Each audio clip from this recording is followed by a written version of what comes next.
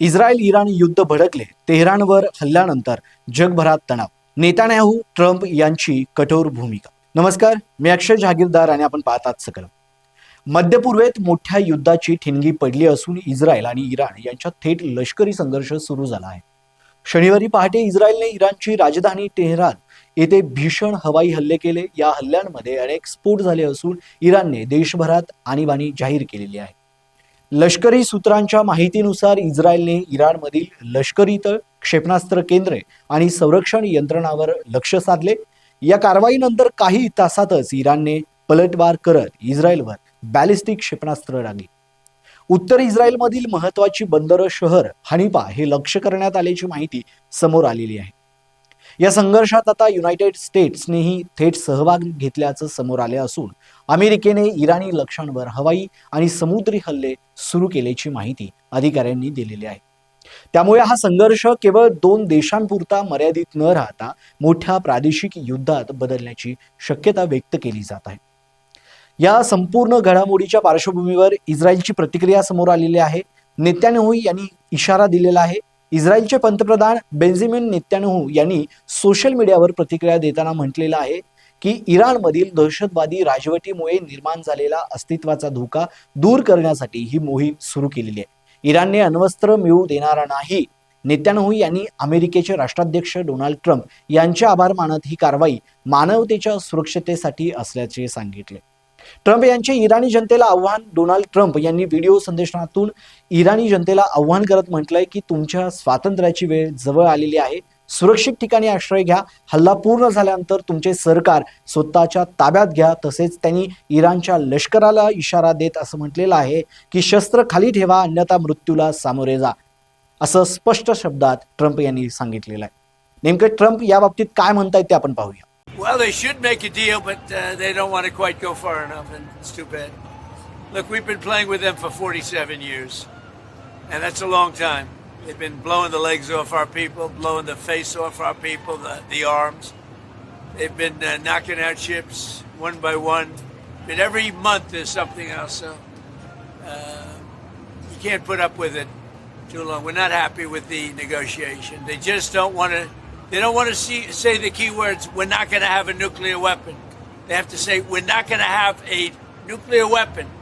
And they just can't quite get there. They want to enrich a little bit. You don't have to enrich when you have that much oil. So I'm not happy with the negotiation. या संपूर्ण पार्श्वभूमीवर इराणची सुद्धा प्रतिक्रिया समोर आलेली आहे. इराणच्या संरक्षण मंत्रालयाने या हल्ल्यातला युद्धाची घोषणा असे संबोधले असून इस्रायलवर जोरदार प्रत्युत्तर देण्याचा इशारा दिलेला आहे. इराणने इस्रायलवर क्षेपणास्त्रांचा मारा सुरू ठेवला असून दोन्ही देशांमध्ये हवाई हल्ल्यांचे सायरन सुरू आहेत.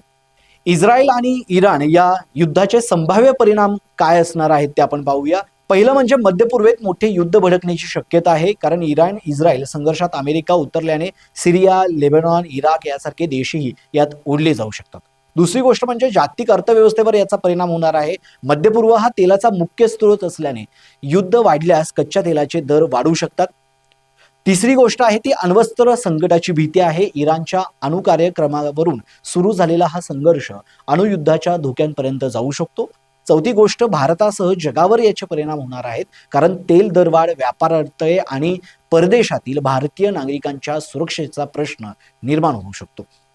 जागतिक राजकारणात नवे गट तयार होण्याची सुद्धा या युद्धाच्या माध्यमातून शक्यता वर्तवली जात आहे. अमेरिका इस्रायल विरुद्ध इराण, रशिया, चीन असा तणाव हा वाढू शकतो. इस्रायलने तेहरानवर केलेल्या हल्ल्यानंतर सुरू झालेला हा संघर्ष आता पूर्ण युद्धात बदलण्याची चिन्ह दिसत आहेत. जगातील महासत्तांचा सहभाग वाढत असल्याने हा संघर्ष केवळ मध्य पूर्व पुरता मर्यादित न राहता जागतिक संकटात रूपांतरित होण्याची भीती व्यक्त केली जात आहे. मध्य पूर्वेत इस्रायल इराण यांच्यात सुरू झालेल्या युद्धाचा सर्वात मोठा परिणाम जागतिक अर्थव्यवस्थेवरती होण्याची शक्यता व्यक्त केली जात आहे. युद्धाची परिस्थिती निर्माण झाली की गुंतवणूकदार सुरक्षित पर्याय शोधतात आणि त्यामुळे सोन्याची मागणी वाढून दर वाढतात, तर चांदीतही सुरुवातीला तेजी दिसू शकते. मात्र उद्योगांवरील परिणामांमुळे चांदीचे दर अस्थिर राहू शकतात, तर दुसरीकडे युद्धामुळे अनिश्चितता वाढल्याने शेअर बाजारावर दबाव येतो आणि गुंतवणूकदार विक्रीकडे वळतात. याचा परिणाम बॉम्बे स्टॉक एक्सचेंज आणि नॅशनल स्टॉक एक्सचेंजसह जगातील प्रमुख बाजारांवर याचा परिणाम होऊ शकतो. बँकिंग, IT आणि ऑटो क्षेत्रात घसरण दिसू शकते, तर संरक्षण आणि तेल कंपन्यांच्या शेअर्समध्ये वाढ होण्याची शक्यता असते. याचबरोबर मध्य पूर्वेत तणाव वाढल्यास कच्च्या तेलाच्या पुरवठ्यावर परिणाम होऊन तेलाचे दर वाढू शकतात. त्यामुळे भारतासारख्या आयातदार देशांमध्ये महागाई वाढण्याची शक्यता आहे. एकूणच युद्ध दीर्घकाळ चालल्यास सोन्यात तेजी, शेअर बाजारात अस्थिरता आणि महागाईत वाढ असे चित्र दिसू शकते. सकलमच्या माध्यमातून इस्रायल आणि इराण युद्धाची अपडेट आम्ही देतच राहू. आजचा व्हिडिओ तुम्हाला आवडला असल्यास लाईक आणि शेअर करायला विसरू नका. तसेच आपल्या हक्काच्या चॅनलला अर्थात सकलमला सबस्क्राईब जरूर करा आणि त्याचबरोबर आपल्या प्रतिक्रिया आमच्या कॉमेंट बॉक्समध्ये नक्की कळवा. धन्यवाद.